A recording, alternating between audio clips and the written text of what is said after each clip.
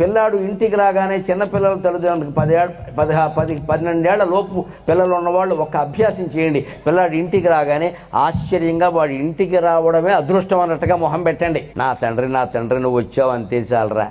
అమ్మా ఇవాళ బళ్ళో ఏం జరిగిందంటే ఏం జరిగిందిరా అని చెప్పేసి భారతంలో రామాయణంలో ఘట్టం విన్నంత ఆసక్తిగా వినాలి. చెప్పావులే సోది ట్యూషన్కి వెళ్ళిపో అనకూడదు. రాగానే అవి ఇవి చెప్పొద్దని చెప్పానా? ఎవరికి చెప్తారమ్మా? నీకు చెప్పకపోతే తల్లి చేయాలి పని. ఆ బ్యాగ్ తీసుకుని అక్కడ వారేసి ఏంటి నాన్న ఏం జరిగింది? వాడు చెప్పిన కథ అంతా భగవద్గీత విన్నంత ఆశ్చర్యకరంగా వినాలి. ఇలా చెబితే కలిగే ప్రయోజనం చెబుతున్నాను నేను. చిన్నప్పుడు వాడు చెప్పిందల్లా మనం వింటే వాడు పెద్దయ్యాక మనం చెప్పినట్టే వింటాడమ్మా. మా అమ్మ నేను ఏం చెప్తే అది వింది, పెద్దయ్యాక అర్థమవుతుంది నేను చెప్పిందా సోది తప్పితే ఏం లేదని.